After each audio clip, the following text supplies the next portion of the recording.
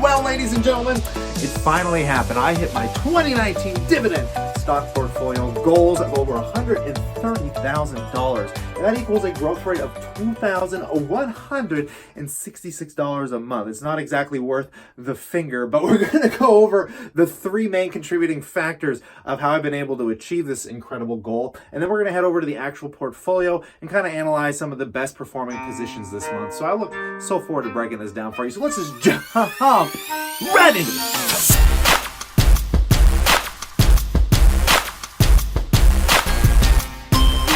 Welcome back, my passive income investors alike. So, ladies and gentlemen, in light of hitting my 2019 goals, I want to tell you a little bit of a fun celebration story that happened over the weekend, and this is going to relate to numero uno, which is basically my frugality. Now, my frugality has led me to putting away about, I don't know the exact number, but it will be between $500 to $1,000 a month, I believe, for 2019. If you guys stick around at the end of the year, I'm going to do a full breakdown of my entire income, including expenses and how much capital growth I got from my stock portfolio. Back to this story from the weekend. Ladies and gentlemen, I was driving home from the city. I just finished doing a magic show. It was like a family kid magic show. And I get this like emergency phone call. My buddy's losing his mind. This guy hires DJs for clubs downtown. And all of a sudden, one of his DJs at the last moment got picked up by the police. I have no idea what for, but he needed somebody to fill in. And because it's so close to the holidays, well, he really couldn't get anybody to fill in. And I told him, I'm like, man, my car's busted up. Like, I don't know what to do. This is what my car was currently doing over the weekend. And luckily I was able to get it fixed this morning. It was just cabling, had issues. It wasn't that expensive, luckily. But in this stressful moment, we were able to negotiate a deal. This is what I ended up working out. Basically, he's going to give me a car. He's going to pay for the gas, the parking, and he'd throw me $300, which was absolutely an incredible date night for me and my girlfriend. Obviously, I gave him a lot better of a deal than that because I felt bad, and we had an incredible time over that evening because it was such like an obscure, like, let's just do something crazy moment. But I had a good time. So anyways, that is numero uno, guys, was just being able to put a crazy saving rates away, because even the money I saved on, I put money aside to fix my car, and it didn't cost that much. It was like literally the price of what I got paid to do that job. It was like, it was $280 or something. So I took the rest of the money I saved over my shows on the weekend and I put it away. Numero dos. This is going to come down to the actual portfolio itself, helping me achieve this. So this comes from a simple combination of value and growth stocks. Number two should be insanely obvious, but usually it's not. And it's picking the right companies if you want to grow a portfolio. Because I am only 27, I go into a higher risk bracket because I have a longer time horizon, which makes me feel more comfortable investing into two kind of companies that have helped me outperform the market consistently year over year, and that is the combination of them value and them growth stocks. I pick a very small percentage of growth stocks along with dividend value stocks that are at a discount. If you're thinking growth stocks, well, we're going to go take a look at the portfolio in a second, but that would include your companies like Microsoft, Apple, Tesla. If you're looking at the value side of things, ladies and gentlemen, that's where I'm trying to find my companies that are on deep discounts that pay heftier yields. We're talking companies like MO, like British American Tobacco, BTI, just anything that I think would give me the best value today, along with a decent yield of income, because obviously we need to be collecting a check to help us further invest. So we can't focus too heavily on growth, but we want a good combination of trying to get growth out of our value as well.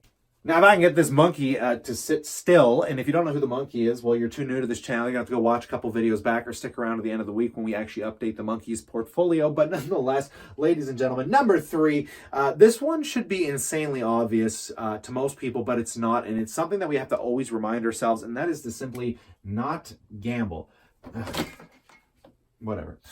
These are both the same thing. And you're probably thinking to yourself, well, some of the companies I might hold might be considered gambling or speculative. I'm telling you right now, everything that I usually pick comes down to some kind of strategic knowledge. And I always try and base my investment decisions on actual physical things that I can see and somewhat understand within a company. So that way, if something bad happens to what I own, I can figure out what happened and I can learn from it and try and correct myself into the future. But we do never make decisions off emotions, and we never make speculative decisions in full investments on companies that we're just basing feelings on. And to an extent, yes, ladies, gentlemen, any company could be a speculative stock, but what we're trying to do is buy companies with underlying assets and good future potential growth, which would be considered speculative, yes. And then on top of that, we're also looking for those value companies that we think have a really good underlying value, but have been severely mispriced in the market. But understanding the difference between gambling and being speculative and volatile companies, coming to a pure understanding of just knowing when you're speculative, knowing when you're gambling,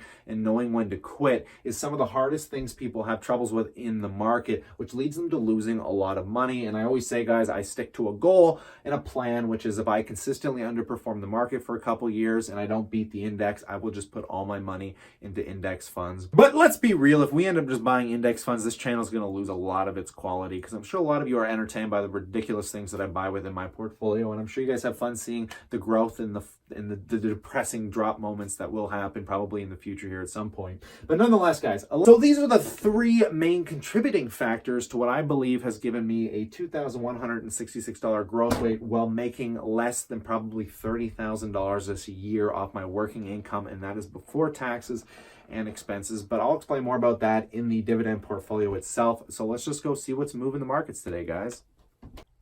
So here are the four total accounts combining 130,000 CAD. The real big day comes when we reach 132,000, because that's when we will officially cross 100,000 USDs, which I so much compare myself to the US dollar, considering it's most of my holdings. The reason the markets are up so much today, well, there's a lot going on globally. China beat expectations on their growth. UK stock market surges by nearly 50 billion as Boris bounce continues, the business and Brexit and all this different stuff's going on that's just driving the markets way higher. And there's a lot more catalysts to push it even higher, which is a hard statement to make because this is getting a little ridiculous. But let's start with the tax-free savings account. The biggest movers are on the US side. As always, my Canadian stocks continue relatively flat into this future. But the ones driving the market right now, obviously Apple hitting all-time highs today, Microsoft on a tangentially crazy tear.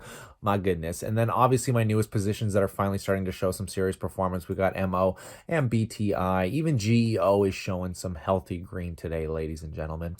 So moving into the managed account, that's right, I still have MO sitting here. As many of you know, I will be leveraging this down into the end of the month and shoving it into my tax-free savings account. Actually, I might leave it till January 1st to liquidate it, because that way I can avoid paying any capital gain tax when I do go to transfer it. And that way I won't have to pay tax on that money this year. I'll pay tax on it next year's tax income, because I can wait a whole nother year. So that might be the wiser decision. I'll have to debate that out. But nonetheless, the final account, the RSP account, ladies and gentlemen, up $1,650. I literally only started this account just like 2 or 3 months ago at the most. It was not that long ago, and we're already sitting up a healthy 10% in just a few months. Now, obviously, I'm not going to let this go to my head, because at any point in time, any of this can turn around. But I'm really enjoying the fact that I was able to reach my 2019 goal, and I hope we can hold on to that. My RBC account, I was really glad I sold 3M out of this account, and I ended up just buying BTI and MO in here, and it seemed like a good decision, considering we're up pretty healthy on BTI and MO, starting to see a bit of green just in the dollar currency conversion. We're pretty flat on the position. Welcome to my dividends. Ladies and gentlemen, we're hopping into iCloud numbers here, where we're going to get a full picture of my dividend income on this 130K portfolio. And this is a reminder, I'm making about $5,400 a year, or roughly $450 a month, $50 give or take. There's a few discrepancies in this chart, so it's a little off on the income that we can see down here, but that has a lot to do with the Canadian dollar currency conversion. But because I put this in here manually, it's fairly accurate, and it gives us a nice clear image. If you guys are interested in doing something similar to this, well, I love it because it's not a spreadsheet, it's on iCloud. I can access it on my phone, and this is something that we put a severe amount of time into, that we sell on Passive Income for Dummies. It's only $12.50, and you actually get a lot more than just being able to track your dividends. You can track all kinds of your income, and including self-tracking and automatically tracking your stock portfolio, guys, if you want a better tracking system. But taking a look at my personal dividend income, we can see consumer discretionary makes up 35% of my total pie of income here, guys, which is a little sketchy to most people. But honestly, over the entire year this year, I mainly focused on those sin stocks, which make up the consumer discretionary. And because I focus on those sin stocks, they pay such a high yield right now because they're on such a severe discount, in my opinion. I really kind of loaded the boat. But going into the new year, I'm going to leverage down a little bit in some of these companies like MO, which I've mentioned, as I move it into my tax-free savings account. But overall, going into 2020, guys, I'm really going to be a little more focused on building up these REITs. And the way I've kind of structured this is I kind of look way into the future. When I started this portfolio 5 years ago, I realized that I really wanted to start coming to the understanding that this is going to be maybe like a 5 or 10 year thing to build out, and then I can just set it up on a drip. But over that 5 or 10 years, I'm going to say, look, instead of just picking, like, diversifying into all the sectors right away, I figured I would start heavily focusing on what I would feel could fast pass or fast track the entire portfolio. So I started focusing on companies that were higher dividend focused, that I thought were really, on good sale, which was like the utilities, like SO and Northland Power. And then I focused on the banks because they were fairly high yield. And then I went into Apple, Microsoft, because I thought they could just add the most growth in the shortest amount of time. And then this year, like I said, I think that the biggest value stocks were the sin stocks, so I went heavy on them. Next year, I don't know if I'll just be focused on real estate, but I really want to continue building out the higher dividend income. That way I can continue buying stocks month over month at a faster pace using those dividends. So I'm not one of those people that is too worried about properly diversifying my portfolio in the beginning because I am so young. Like I mentioned, guys, I would rather focus on what I think is going to give me the best short-term value that's going to help me faster get to where I want to be. And don't get me wrong, by the end of this portfolio, I plan on being fully diversified because I'm still looking into companies that I might continue to add, that I might add, like McDonald's. McDonald's is one that I think has been coming into discount territory, considering there's never really discounts on companies like McDonald's, but they're coming off their highs, and I think they're getting into fair value. So we can also see here on the side, guys, how our portfolio value is divided out between the sectors, and then the dividend income between the sectors.